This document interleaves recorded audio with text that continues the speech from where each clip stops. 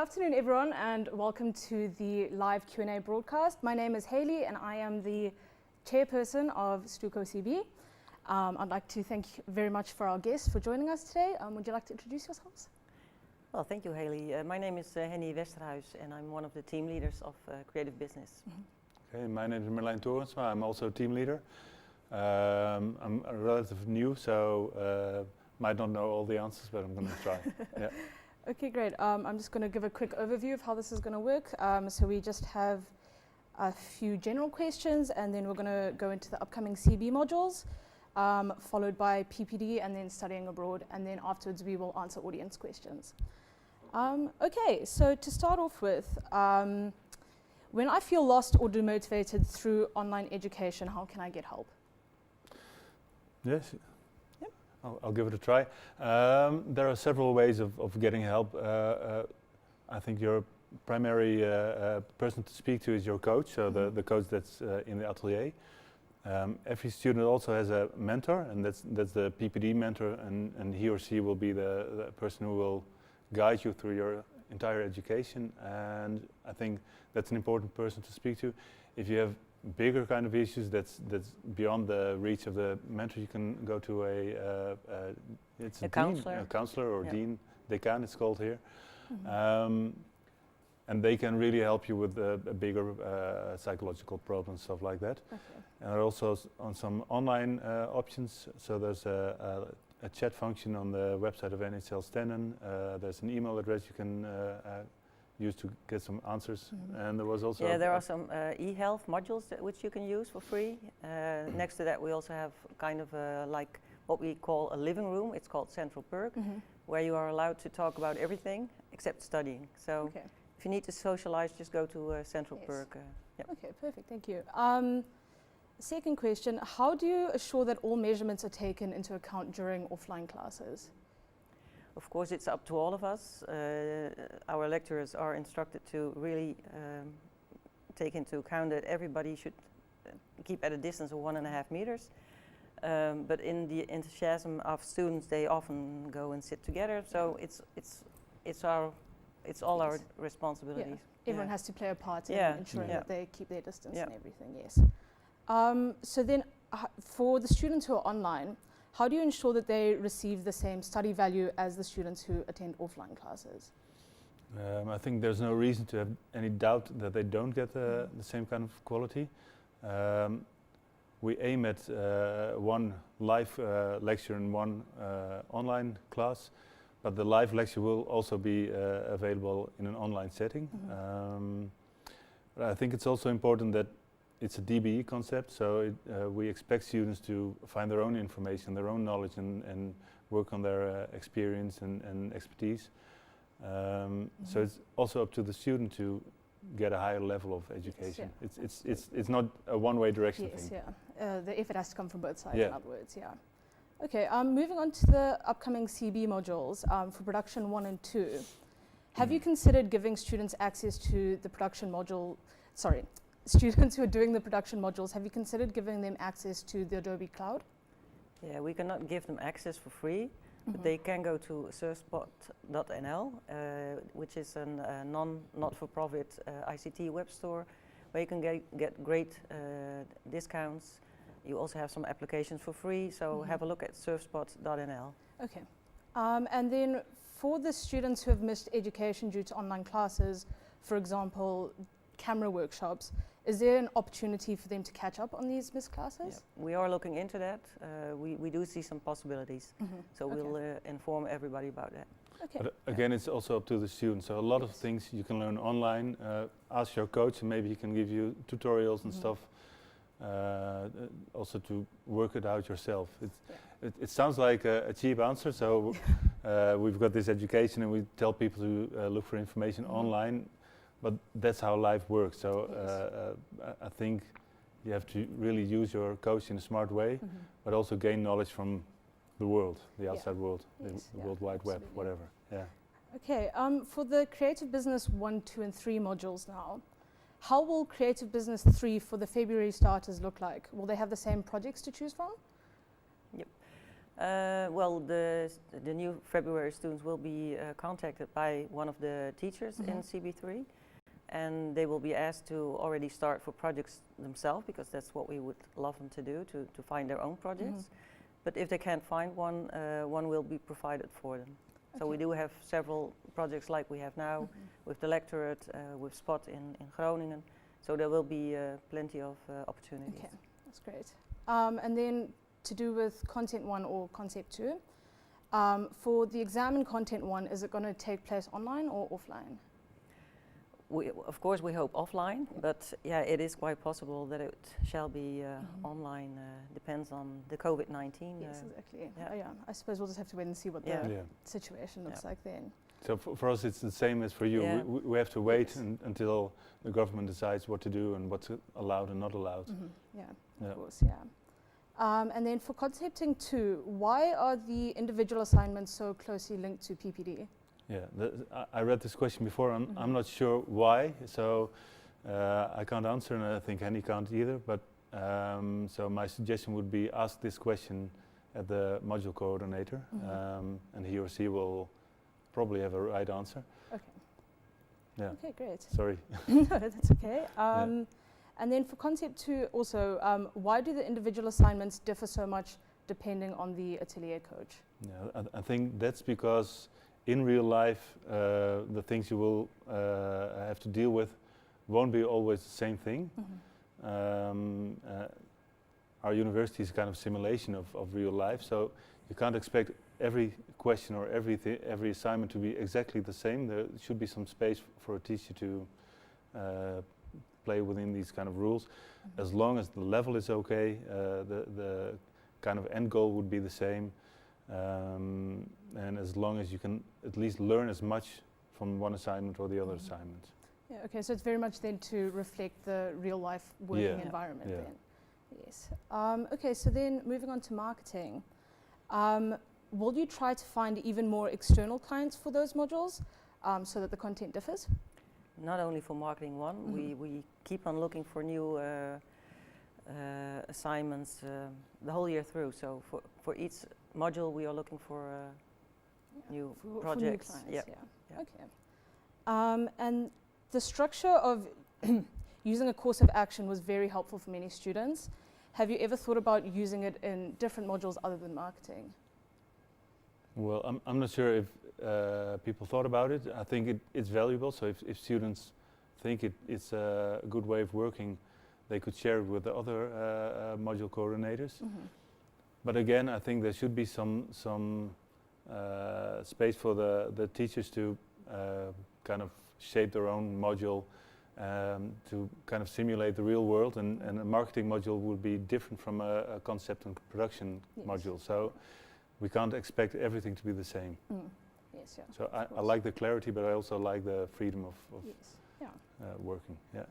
Okay, and then for the fourth year students, when can they expect more detailed information on fourth year CB, and where can they find an overview of the CB fourth year? Next week, on Thursday the 19th in the morning.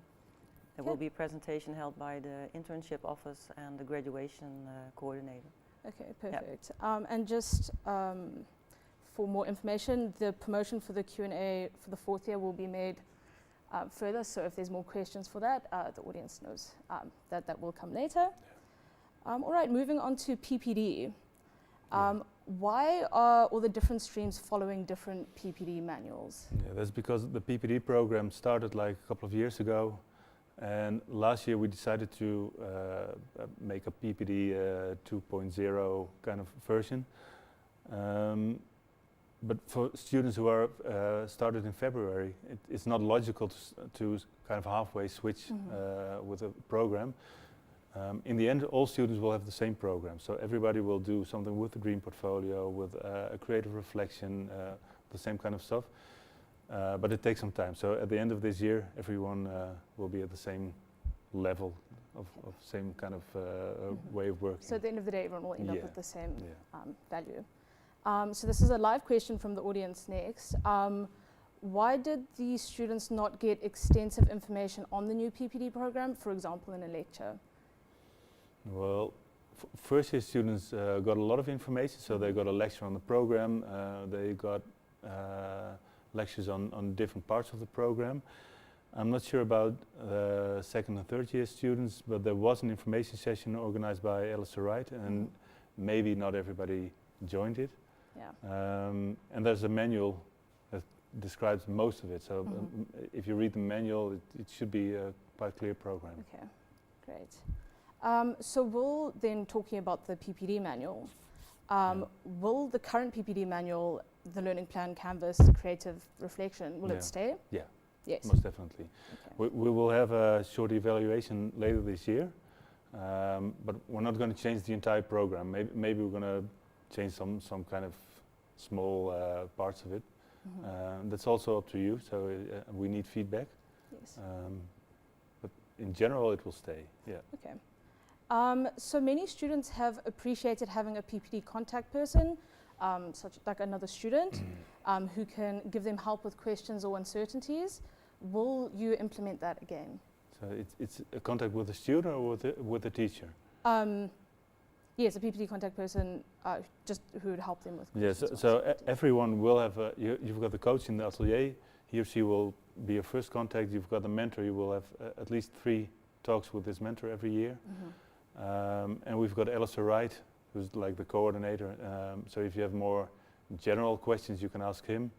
If it's questions about your long-term vision on what you're doing during the studies, you can contact your mentor. And if you have no idea who your mentor is, then just send an email to Alistair Wright, because he knows which students belong to which mentor. Yes, okay. And could you think of a way that students who start constantly reflecting, and sorry, Yeah, no worries. Could you think of a way for students who are constantly reflecting and not only rumbling down their reflection by the end of week 9? Yeah, again, this is PPD is a program that you have to understand. It has some value for yourself, and if you wait until like week 9 and take these 5 cups of coffee and work one night for one reflection, then you've kind of missed the point of doing PPD. So it should be up to the student. Start with week 1, maybe buy a diary and make some notes every week. Ask your coach how you can work on your learning objectives during a module. It's not up to the mentor or the coach to do it for you. Yes, But it makes it so much easier to just do it each week, because in the end you forget things if you don't write them down. Yeah. So. Yeah, so then at the end of the day, it's up to the students to get the full value out of the think so, Yeah, yeah. whenever you have like a aha moment that you think, oh, I should write this down. Yes, Yeah. yeah. So you have to understand, we're here not at a school, but it's a university, so it means you have to study and not just attend classes and get your credits, something like that. It's for the long run. You're creating your portfolio for a lifelong of being able to do whatever you want to do. Yeah. Maybe pursue some happiness, but also being better as a professional, and that's why we have PPD. Yeah, what we also notice is that in year 1, students think, well, what is this PPD? But in year 2, year 3, you will discover the importance of the PPD program. Yes, okay. So then would you consider implementing more PPD lectures or workshops into the modules? If there's demand, we will, yes, absolutely. So if you've got ideas, and a lot of students think it's a good idea, go to Alistair Wright and he will, or I will, or whoever will make a lecture and provide you with more information. Okay, great. And then the final question regarding PPD for now is, would it be possible to consider making PPD optional for passing, or so that it does not affect ECs? No, I'm sorry, no.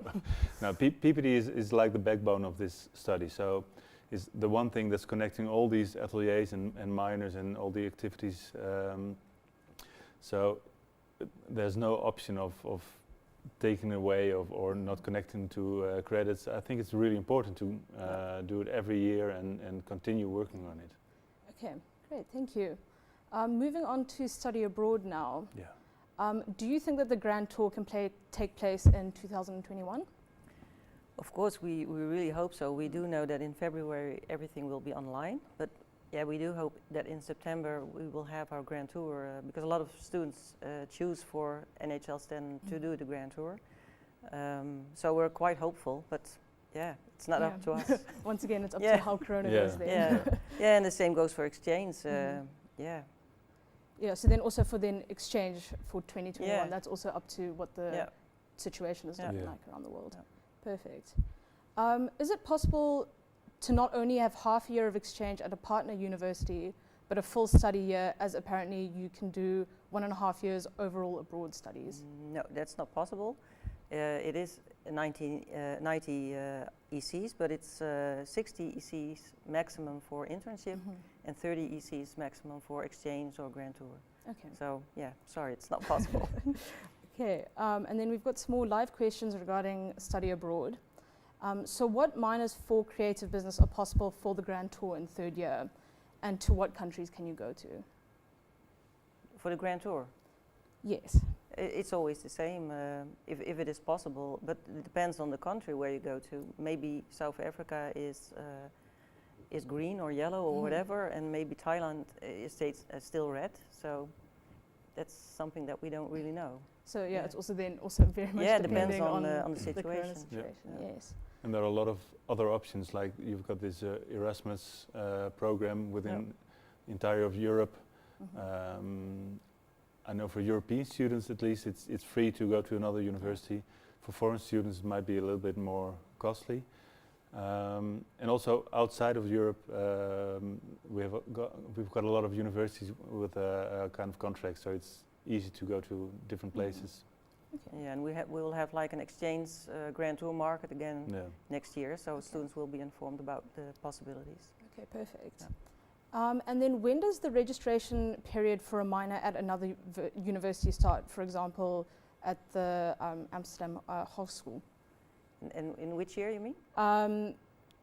Just for the registration for a minor. Okay, I think Alistair is online and he's in charge of them, or at least he knows more about the minors, or maybe Robert can answer this question, Or Alistair. or Alistair, So because they know about the deadlines, because I don't know them by heart. No. Okay. So then So hopefully that will be wait, in the wait chat. if we get some answers on the chat. Yeah. Okay. Yeah. And then we've got a few more questions, just general questions from the audience. Will we be having theory-based tests, like a sit-down paper test, in creative business? Do you like it? I think probably the students are just curious about Yeah. how many actual tests they'd have to do. Yeah, it depends on the module. Yeah. In some modules we only have like assessments or presentations, so it varies. Yeah. Yeah. Okay. So depending on the module Yeah. will be Yeah. depending if you have to do a Yeah. written test or Yeah. not. Yeah. Okay. Will the fast track year, specifically for year 2 right now, get a meeting with the coordinator about what the rest of the studies will look like, also regarding Corona and internships? If they want to, Mark at Hart is coordinator of the fast track. Any questions, you can always send him an email, and if necessary, there can be a special Q&A session, no Yep. problem. Okay. Yep. What are the combination options of the various foreign locations of the event management minor? I didn't quite get that question. So what are the different options for foreign locations with regards to the event management minor? Do you understand the question? No. Let me try and phrase that differently then. So I'm not really sure how else to put that, but so it's a live question from the Yeah. audience. So it's I guess what options are there for combinations of locations? For example, Bali, South Africa. Oh, like that. Well, these kind of questions should be asked at the international office, because they know about all the details concerning the. Because I do know something about the Grand Tour, but not in detail. Okay, so Yeah. then they'd have to go to that Yeah. office Yeah. then to Yeah. get more specific information on that. Okay, I believe that is all the questions that we have for you today. I'd like to thank Nice. you very much for joining us and answering our questions, and thank you to everyone back home for joining. Yes, it's been a pleasure having you here. Okay, Well, thank thank you, Yeah, Haley. great. Thank you very Yep. much. Okay.